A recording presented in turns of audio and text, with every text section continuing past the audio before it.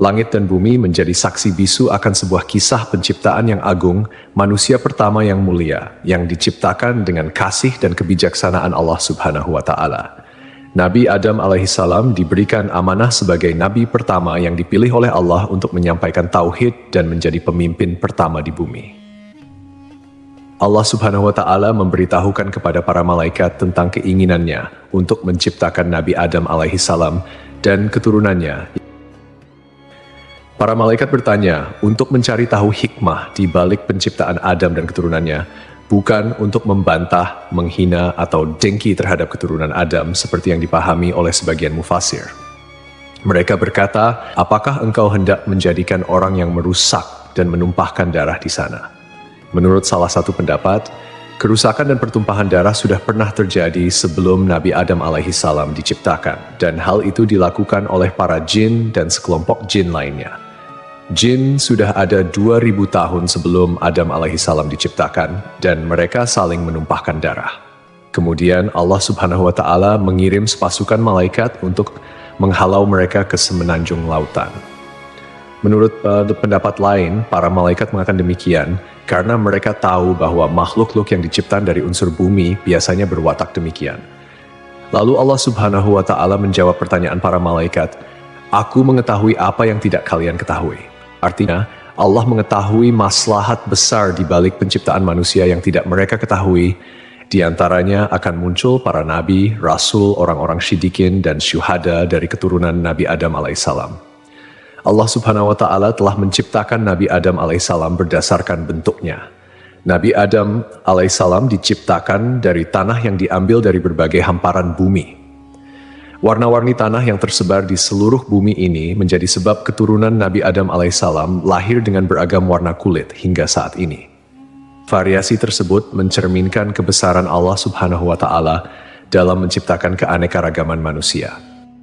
Tingginya 60 hasta atau sekitar 27,43 meter, yang sering dibulatkan menjadi 30 meter. Hal ini selaras dengan penelitian yang dimuat dalam jurnal Madaha Yisrael Be'Anglit Variet, yang menyatakan bahwa tinggi rata-rata manusia zaman dahulu 90 kaki atau sekitar 7,43 meter, seperti yang dijelaskan dalam hadis. Allah Subhanahu wa Ta'ala telah menciptakan Nabi Adam alaihissalam berdasarkan bentuknya dengan tinggi 60 hasta. Kemudian Allah Subhanahu wa Ta'ala berfirman, "Pergilah dan berilah salam kepada para malaikat, dan dengarkanlah apa yang mereka katakan kepadamu. Itulah kehormatan bagimu dan keturunanmu." Ukuran tubuh manusia terus-terus menyusut secara bertahap hingga sekarang. Tentunya Allah Subhanahu wa Ta'ala memiliki hikmah terbaik terkait penyusutan tubuh manusia, karena rencananya selalu yang terbaik. Meski manusia saat ini tidak memiliki postur tubuh setinggi Nabi Adam alaihissalam, Rasulullah Shallallahu Alaihi Wasallam menyampaikan kabar bahwa penghuni surga nantinya akan memiliki postur tubuh yang serupa dengan nenek moyang mereka, yaitu Nabi Adam alaihissalam. Tubuh penghuni surga akan kembali ke bentuk awal penciptaan manusia. Seperti yang disabdakan Rasulullah Shallallahu Alaihi Wasallam, sesungguhnya tinggi badan para penghuni surga ketika mereka memasuki surga adalah 60 hasta, seperti pohon kurma yang tinggi. Mereka makan buah-buah pohon di surga sambil berdiri. Allah Subhanahu wa Ta'ala juga mengajarkan kepada Nabi Adam alaihissalam nama-nama semua benda yang diketahui manusia, mulai dari nama manusia, hewan, bumi, tanah, lautan, gunung, unta, keledai, hingga nama-nama benda lainnya. Allah Subhanahu wa Ta'ala juga mengajarkan nama lembaran, takdir, dan lainnya. Allah Subhanahu wa Ta'ala mengajarkan nama-nama benda dan sifat-sifatnya, mulai dari benda-benda besar hingga kecil. Allah Subhanahu wa Ta'ala berfirman dalam surah Syad, "Ingatlah ketika Rabbmu berfirman kepada para malaikat, sesungguhnya aku akan menciptakan manusia dari tanah. Maka apabila telah aku sempurnakan kejadiannya dan aku tiupkan kepadanya ruh ciptaanku, maka tunduklah kamu kepadanya dengan bersujud sebagai tanda penghormatan." Maka seluruh malaikat itu bersujud semuanya bersama-sama, kecuali iblis. Dia menyombongkan diri dan dia termasuk golongan yang kafir. Allah berfirman, "Hai iblis, apakah yang menghalangimu sujud kepada yang telah aku ciptakan dengan kedua tanganku? Apakah kamu menyombongkan diri ataukah kamu merasa termasuk orang-orang yang lebih tinggi?" Iblis berkata, "Aku lebih baik daripadanya, karena engkau ciptakan aku dari api, sedangkan dia engkau ciptakan dari tanah." Allah berfirman, "Maka keluarlah kamu dari surga, sesungguhnya kamu adalah orang yang terkutuk, dan sesungguhnya kutukanku tetap atasmu sampai hari pembalasan." Iblis berkata, "Ya Tuhanku, tangguhkanlah aku sampai pada hari mereka dibangkitkan." Allah berfirman, "Maka sesungguhnya kamu termasuk golongan yang diberi penangguhan sampai pada hari yang telah ditentukan waktunya, yaitu hari kiamat." Iblis menjawab, "Demi kemuliaanmu, pasti aku akan menyesatkan mereka semuanya, kecuali hamba-hambamu yang terpilih di antara mereka." Allah berfirman, "Maka yang benar adalah sumpahku, dan hanya kebenaran itulah yang aku katakan. Sungguh, aku akan memenuhi neraka jahanam dengan kamu dan dengan orang-orang yang mengikutimu di antara mereka semuanya." Surah Syad 71 hingga 78. Hasan al-Basri menuturkan iblis sama sekali bukan golongan malaikat. Pada mulanya, iblis berasal dari golongan jin. Namun, kala mereka berbuat onar di bumi, Allah mengutus sepasukan malaikat, membunuh dan mengusir mereka ke semenanjung-semenanjung lautan. Iblis termasuk di antara jin yang ditawan, kemudian dibawa naik ke langit, dan kemudian ia singgah di sana. Saat para malaikat diperintahkan bersujud, iblis enggan menuruti perintah itu. Ibnu Mas'ud menyatakan, iblis pada mulanya adalah pemimpin para malaikat di langit paling bawah. Ibnu Abbas menambahkan, namanya Azazil. Riwayat lain menyebutkan namanya Harits. Ada juga yang menyatakan, iblis berasal dari salah satu golongan malaikat bernama jin. Mereka bertugas menjaga surga. Ia termasuk yang paling mulia, paling banyak ilmu dan ibadah di antara mereka dan memiliki 4 sayap.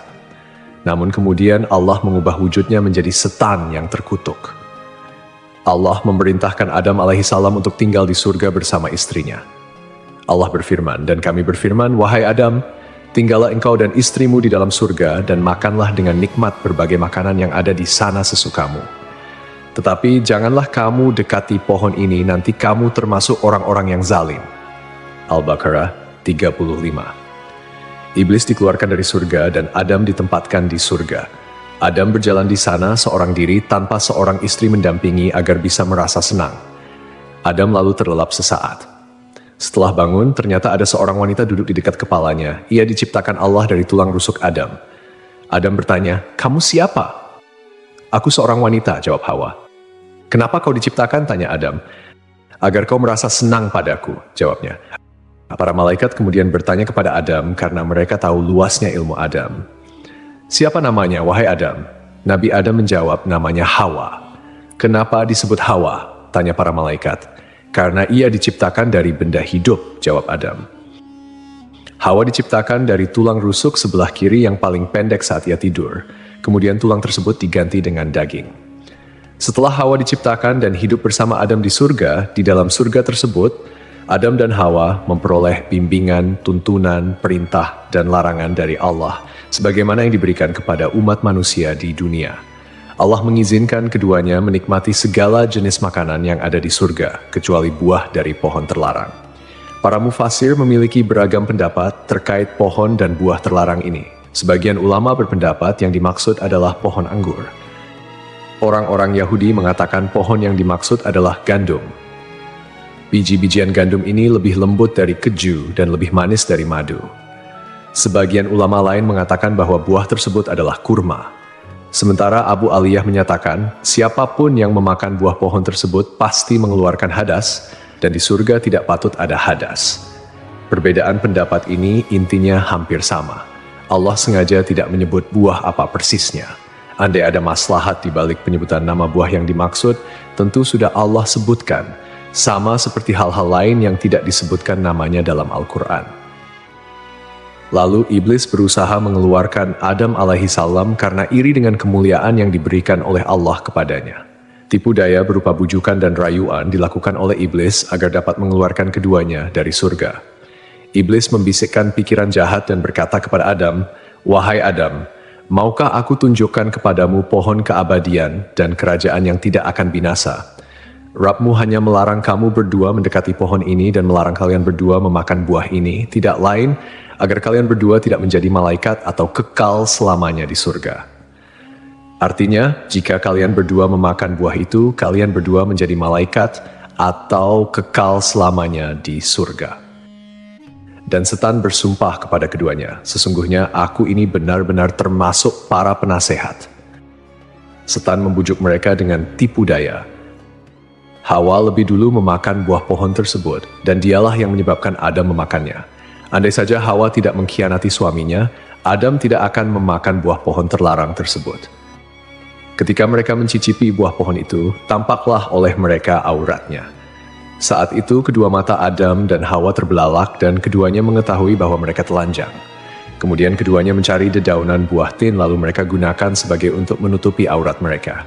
Rasulullah bersabda, "Sungguh, Allah menciptakan Adam, lelaki berbadan jangkung, berambut lebat, seakan-akan pohon kurma menjulang tinggi. Saat memakan buah pohon, pakaiannya terlepas dan bagian pertama yang terlihat adalah auratnya. Saat melihat auratnya, Adam berlari di surga. Allah memerintahkan dua malaikat untuk mengeluarkan Adam dan Hawa dari dekatnya. Jibril kemudian melepas tiara dari kepala Adam dan Mikail melepas mahkota dari keningnya. Dahan sebuah pohon kemudian mengait hingga Adam mengira hukuman disegerakan untuknya. Adam menundukkan kepala dengan mengatakan, "Ampun, ampun." Allah berfirman, "Apa kau melarikan diri dariku?" Adam menjawab, "Bukan, tapi karena aku malu padamu, wahai penolongku." Rabb menyeru mereka, "Bukankah aku telah melarang kamu dari pohon itu dan aku telah mengatakan bahwa sesungguhnya setan adalah musuh yang nyata bagi kamu berdua?" Keduanya berkata, "Ya Rabb kami telah menzalimi diri kami sendiri." Setelah menyadari kesalahannya, Adam dan Hawa meminta pertaubatan kepada Allah. Pertaubatan Adam dan Hawa diterima oleh Allah, namun Allah tetap memberikan hukuman akibat pelanggaran yang dilakukan oleh Adam dan Hawa. Keduanya dikeluarkan dari surga dan diturunkan ke bumi. Turunlah kalian dari surga menuju bumi, dan kalian akan menjadi musuh satu sama lain. Kalian akan memiliki tempat tinggal di bumi sampai batas waktu tertentu. 24 hingga 25. Rasulullah bersabda, "Hari terbaik yang matahari terbit pada hari itu adalah hari Jumat. Pada hari itu Adam diciptakan, pada hari itu ia dimasukkan ke surga, dan pada hari itu ia dikeluarkan darinya." Para ulama memiliki pendapat yang berbeda mengenai lokasi diturunkannya Adam dan Hawa di bumi. Pendapat mayoritas menerima bahwa Adam dan Hawa diturunkan ke bumi pada dua tempat yang berbeda dan kemudian bertemu di Arafah. At-Tabari, At-Tabrani, Abu Nuaim, dan Ibnu Asakir meriwayatkan bahwa Adam alaihi salam diturunkan ke bumi di India. Pendapat ini diperoleh dari hadis yang disampaikan oleh Abdullah bin Umar dan Abdullah bin Abbas. Sementara itu, menurut pendapat ini, Hawa diturunkan di Jeddah. Riwayat lain menyatakan bahwa Adam dan Hawa diturunkan di Shofa dan Marwah, di mana Adam di Shofa sedangkan Hawa di Marwah. Al-Auza'i meriwayatkan bahwa Adam berada di surga selama 100 tahun. Riwayat lain menyebutkan 60 tahun, menangisi surga selama 70 tahun, menangisi kesalahannya selama 70 tahun, dan menangisi anaknya yang dibunuh selama 40 tahun. Jika memang benar hari di mana Adam diciptakan dan dikeluarkan dari surga, sama seperti hari Jumat dalam ukuran dunia, pendapat ini masih perlu dikaji lebih jauh. Dan jika Adam dikeluarkan dari surga pada hari yang berbeda dengan hari ia diciptakan, atau kita katakan bahwa ukuran hari tersebut adalah sama seperti 6.000 tahun untuk ukuran hari-hari dunia, seperti yang diriwayatkan dari Ibnu Abbas, Mujahid, Dahak, dan dipilih Ibnu Jarir, berarti Adam berada di surga dalam jangka waktu yang sangat lama. Ibnu Jarir menjelaskan seperti diketahui, Adam diciptakan pada saat terakhir hari Jumat, yang mana sesaatnya adalah selama 83 tahun dan 4 bulan. Karena saat Adam masih berbentuk tanah yang berwujud dan ruh belum ditiupkan, ia bertahan selama 40 tahun dalam kondisi seperti itu. Selanjutnya Adam berada di surga sebelum diturunkan dari sana selama 43 tahun. Wallahu alam. Lalu setelah sekian lama mereka pun dipertemukan kembali oleh Allah di Jabal Rahmah. Nabi Adam dan Hawa memulai kehidupan baru sebagai manusia biasa dan kembali menjalani kehidupan berdua sebagai pasangan suami istri. Mereka dikaruniai keturunan. Setiap kali melahirkan, Hawa melahirkan sepasang anak lelaki dan perempuan. Adam diperintahkan untuk menikahkan setiap anak lelaki dengan saudari kembar saudaranya, dan setiap anak perempuan dengan saudara kembar saudarinya. Tidak halal saudara perempuan menikah dengan saudara lelaki yang lahir bersamaan. Setelah itu, populasi manusia menyebar di berbagai belahan bumi. Hawa melahirkan 40 anak dalam 20 kali kehamilan. Allah menurunkan Adam dari surga ke bumi dan mengajarkan segala kerajinan padanya. Allah membekali Adam dengan buah surga. Hanya saja, buah-buahan dunia berubah, sementara buah-buahan surga tidak berubah. Allah berfirman, "Wahai Adam, sungguh aku memiliki tanah haram tepat sejajar dengan arsiku. Maka pergilah lalu bangunkan sebuah rumah untukku di sana. Lalu kelilingilah rumah itu seperti para malaikat mengelilingi arsiku." Allah kemudian mengutus seorang malaikat kepada Adam, memberitahukan tempatnya, mengajarkan manasik-manasik padanya, dan menyampaikan padanya bahwa setiap ayunan langkah kaki Adam menjadi ibadah yang mendekatkan diri padanya setelah itu. Diriwayatkan pula dari Ibnu Abbas, makanan pertama yang dimakan Adam di bumi berawal dari Jibril. Jibril datang dengan membawa 7 biji gandum. Adam bertanya, "Apa ini?" Jibril menjawab, "Ini adalah pohon yang dilarang untuk kau makan, lalu kau makan." "Apa yang harus aku lakukan dengan biji-bijian itu?" tanya Adam. "Tanamlah di bumi," jawab Jibril. Adam kemudian menanam biji-bijian gandum tersebut. Berat setiap bijinya lebih dari berat 100.000 biji gandum dunia. Gandum kemudian tumbuh, Adam lalu memanennya. Setelah itu, Adam memisahkan kulit dan isi biji gandum, kemudian menampi. Setelah itu, ia tumbuk, membuat adonan, dan ia jadikan roti. Kemudian, setelah melalui jerih payah yang cukup melelahkan, Adam alaihissalam pun memakannya. Pakaian pertama Adam alaihissalam dan Hawa berasal dari bulu domba. Adam menggerus bulu-bulu domba lalu ia tenun dan dibuat jubah untuk ia kenakan, serta baju panjang dan kerudung untuk Hawa. Setelah bertemu dan kembali menjalani kehidupan berdua sebagai pasangan suami istri, mereka dikaruniai keturunan. Saat itu, setiap kali Hawa melahirkan, akan selalu lahir anak kembar laki-laki dan perempuan. Kelahiran anak kembar pertama diberi nama Kabil dan Iklima. Kemudian kelahiran anak kembar kedua diberi nama Habil dan Labuda. Ketika anak-anak Nabi Adam alaihissalam dan Hawa tumbuh dewasa, mereka pun memiliki karakter dan sifat yang berbeda. Kabil mempunyai sifat yang keras, sedangkan Habil mempunyai sifat yang lebih lemah lembut dan sabar. Kemudian, anak perempuan Iklima menjadi remaja yang memiliki paras yang cantik, sementara Labuda biasa-biasa saja. Seiring bertambahnya usia, mereka mulai tertarik pada lawan jenis. Hingga Allah menurunkan kepada Nabi Adam alaihissalam dan Hawa bahwa keempat anaknya harus dinikahkan sesuai aturan yang tidak memperbolehkan pernikahan dengan anak kembar. Dengan kata lain, Kabil tidak bisa menikah dengan Iklima, begitupun Habil yang tidak bisa menikahi Labuda. Setelah Nabi Adam alaihissalam menyampaikan aturan pernikahan kepada saudara kembarnya, ternyata Kabil menolak dan mengatakan ingin menikah dengan Iklima yang tidak lain merupakan saudara kembarnya sendiri. Untuk menyelesaikan perselisihan antara anak laki-lakinya, Nabi Adam alaihissalam mengajukan solusi yaitu Kabil dan Habil harus berkurban, lalu kurbannya diterima di sisi Allah, sehingga dialah yang berhak menikah dengan Iklima. Setelah itu, Adam pergi untuk menunaikan ibadah haji ke Mekkah dan menitipkan anak-anaknya kepada langit. Tapi langit enggan menerima permintaannya itu. Adam kemudian menitipkan anak-anaknya kepada bumi dan gunung, namun mereka semua menolak. Kabil justru menerima permintaan ayahnya untuk menjaga saudara-saudaranya. Kabil, seorang petani sombong, menyiapkan seikat gandum dengan kualitas yang jelek. Sedangkan Habil, yang merupakan seorang peternak, menyiapkan seekor kambing gemuk untuk dikorbankan.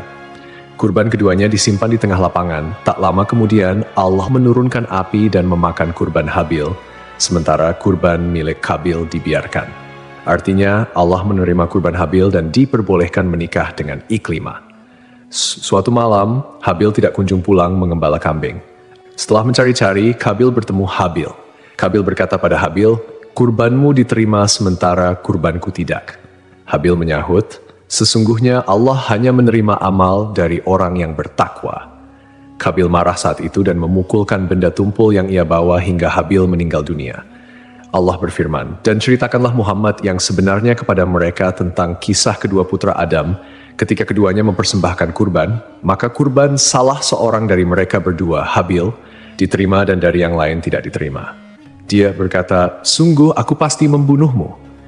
Dia Habil berkata, 'Sesungguhnya Allah hanya menerima amal dari orang yang bertakwa.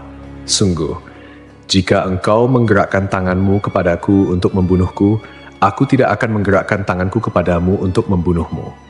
Aku takut kepada Allah, Rabb seluruh alam. Sesungguhnya aku ingin agar engkau kembali dengan bawa dosa membunuhku dan dosamu sendiri, maka engkau akan menjadi penghuni neraka. Peristiwa itu menjadi pembunuhan pertama di bumi. Karena ketakutan dan bingung, ia tidak tahu bagaimana cara menyembunyikan Habil yang sudah mati. Kabil berusaha membuangnya ke laut, tetapi ombak mendorong tubuh Habil hingga ke tepian. Akhirnya Kabil memohon ampun kepada Allah dan bertaubat atas segala perbuatannya. Sampai akhirnya Kabil melihat seekor burung gagak di atas pohon dan seekor burung gagak mati. Burung gagak yang masih hidup membawa burung gagak yang mati itu ke tanah. Burung gagak tersebut kemudian membuat lubang di tanah dan mendorong gagak yang mati itu ke dalamnya. Kabil akhirnya paham dan meniru cara burung gagak itu. Mengenai lokasi terbunuhnya Habil, menurut keterangan beberapa ulama, berada di kawasan pegunungan Kasyun sebelah utara Damaskus. Terdapat sebuah gua bernama Gua Dam yang dikenal sebagai tempat Kabil membunuh saudaranya, Habil. Reaksi Nabi Adam ketika mengetahui bahwa Habil dibunuh oleh Kabil digambarkan dalam beberapa riwayat, meskipun tidak secara langsung dicatat dalam Al-Quran. Ketika berita kematian Habil sampai kepada Adam, ia merasakan kesedihan yang mendalam dan hancur melihat salah satu anaknya melakukan tindakan yang sangat tragis dan tidak bermoral. Kesedihan ini menjadi ujian baginya sebagai seorang ayah, dan ia berusaha mengajarkan anak-anaknya tentang akibat dari perbuatan buruk serta pentingnya menjaga hubungan baik antar saudara. Nabi Adam mengingat kembali ajaran yang diberikan Allah mengenai persaudaraan dan kebaikan, sehingga ia merasa sangat terpukul oleh tindakan Kabil yang mengakibatkan pembunuhan pertama di bumi. Dalam kesedihannya, Adam berdoa kepada Allah memohon ampunan dan petunjuk atas apa yang telah terjadi. Dia juga berusaha untuk menjelaskan kepada Kabil tentang dampak dari tindakan buruknya, menekankan bahwa Allah hanya menerima amal dari orang yang bertakwa, dan bahwa setiap perbuatan memiliki konsekuensi. Melalui momen duka ini, Adam berusaha mengingatkan anak-anaknya untuk selalu kembali kepada kebaikan dan menjauhi segala bentuk kejahatan, mengajarkan mereka bahwa penyesalan dan tobat adalah jalan menuju pengampunan Allah. Dikisahkan sebelum akhir hayatnya, Nabi Adam alaihissalam meminta putranya untuk membawakan buah dari surga. Adam menginginkan setandan buah anggur surga. Anak-anaknya kemudian mencarikan buah anggur untuknya dan mereka berpapasan dengan para malaikat. Para malaikat bertanya, "Kalian hendak kemana, anak-anak Adam?" Mereka menjawab, "Ayah kami menginginkan setandan buah anggur surga." Para malaikat berkata, "Pulanglah, kalian sudah tidak perlu lagi mencari buah itu." Lalu, para malaikat mencabut nyawa Adam, memandikan, memberi kamper, dan mengafani jenazahnya. Jibril menyalatkan jenazahnya dan para malaikat syalat di belakangnya. Setelah itu, mereka mengubur jenazah Adam. Para malaikat selanjutnya berkata, "Inilah syariat kalian dalam mengurus jenazah." Kemudian, sebelum pergi, mereka berpesan agar kematian Adam menjadi pelajaran bagi umat. Sebab dari peristiwa itu, manusia bisa mengenali prosesi dan ritual pemakaman. Adam meninggal dunia setahun setelah Hawa meninggal. Ulama berbeda pendapat terkait lokasi pemakaman Adam. Menurut riwayat yang masyhur, Adam dimakamkan di dekat sebuah gunung di India, tempat ia diturunkan dari surga. Menurut sumber lain, Adam dimakamkan di gunung Abu Qubais, Mekkah. Sumber lain menyebutkan, sebelum banjir besar terjadi, Nabi Nuh memindahkan jasad Adam dan Hawa dalam sebuah peti. Lalu ia makamkan di Baitul Maqdis, seperti yang disampaikan oleh Ibn Jarir.